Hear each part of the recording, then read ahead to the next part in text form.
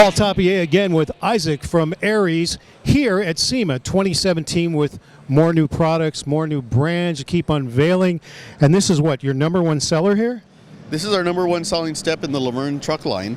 It's our grip step.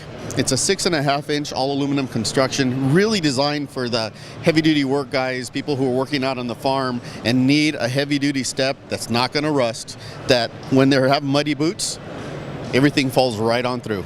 Yeah, it looks like it really would. What's so special about this truck you wanted to mention?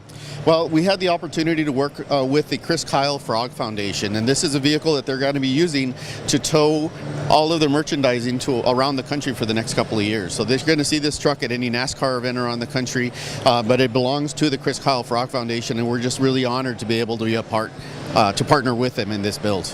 Be looking for it. And Luverne, right now on Auto Parts Warehouse. We want you to take a look at their products, autopartswarehouse.com. I'm Paul Tapier at SEMA 2017 with my friend Isaac, and their number one bestseller right here.